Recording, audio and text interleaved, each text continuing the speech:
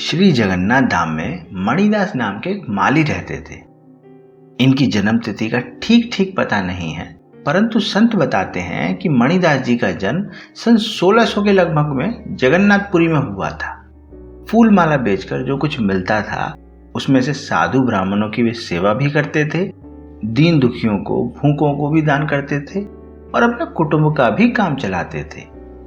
अक्षर ज्ञान मणिदास जी ने नहीं पाया था, पर सच्ची शिक्षा उन्होंने ग्रहण कर ली थी कि दीन दुखी प्राणियों पर दया करनी चाहिए और दुष्कर्म का त्याग करके भगवान का भजन करना चाहिए। संतों में भी इनका बहुत भाव था। नित्य मणिदास जी सत्संग में जाया करते थे। मणिदास जी का एक छोटा सा खेत था जहां पर वे सुंदर फूल उगाते।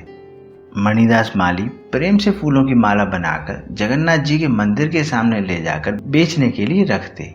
एक सबसे पहले भगवान को समर्पित करते और शेष मालाएं भगवान के दर्शन के लिए आने वाले भक्तों को बेच देते।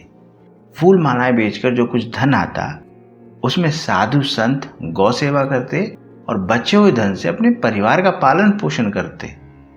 कुछ समय बाद मणिदास की पत्नी और पुत्र दोनों ही एक भयंकर रोग की चपेट में आ गए और एकाएक करके दोनों का ही परलोकवास हो गया।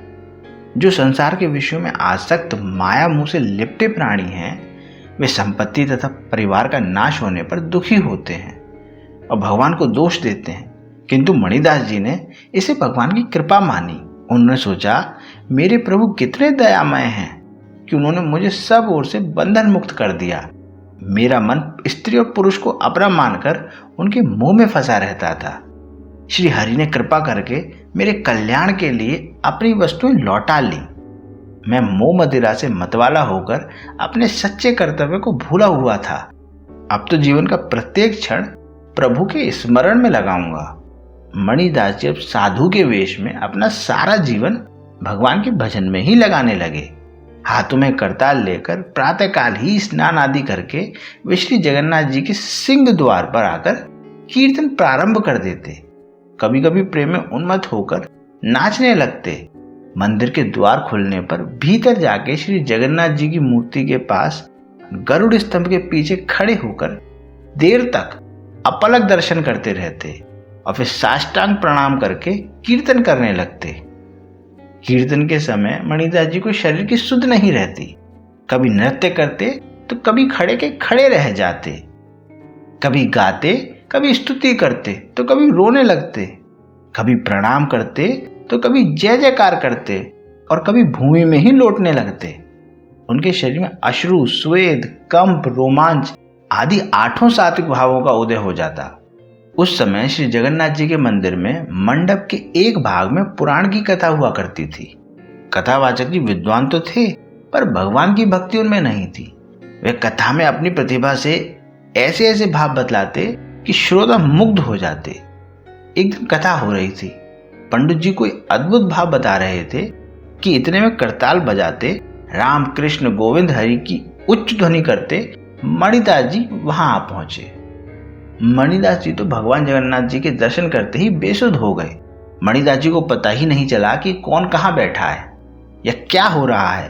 वे तो उन्मत्त होकर नाम ध्वनि करते हुए नाचने लगे।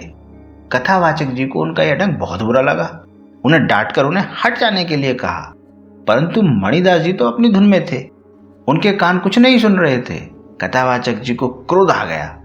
कथा में विघ्न पड़ने से श्रोता भी उत्तेजित हो गए। मणिदास जी पर गालियों के साथ साथ थप्पड़ पड़ने लगे। जब मणिदास जी को एहसास हुआ तब वे भौचक्के के रह गए। इन सब बातों से उनके मन में प्रणय कोप जागा, अर्थात प्यार भरा गुस्सा जागा। उन्होंने सोचा, जब प्रभु के सामने ही उनकी कथा कहने तथा सुनने वाले मुझे मारते हैं तब मैं वहां क्यों जाऊं। जो प्रेम करता है उसी को रूठने का भी अधिकार है। मणिदास जी श्री जगन्नाथ जी से रूठकर भूखे प्यासे पास के ही एक मठ में दिन भर पड़े रहे। मंदिर में संध्या आरती हुई, पट बंद हो गए, पर मणिदास जी आए नहीं। रात्रि को द्वार बंद हो गए। राजा को स्वप्न में उस रात्रि श्री जगन्नाथ जी के दर्शन हुए। प्रभु ने कहा, तू कैसा राजा है? मेरे मंदिर में क्या होता है तुझे कुछ खबर नहीं रहती। मेरा भक्त मणिदास नित्य मंदिर में करताल बजाकर नृत्य किया करता है। तेरे कथावाचक ने उसे आज मारकर मंदिर से निकाल दिया। उसका कीर्तन सुने बिना मुझे सब फीका जान पड़ता है। मेरा मणिदास आज मठ में भूखा प्यासा पड़ा है, तू स्वयं जाकर उसे संतुष्ट कर।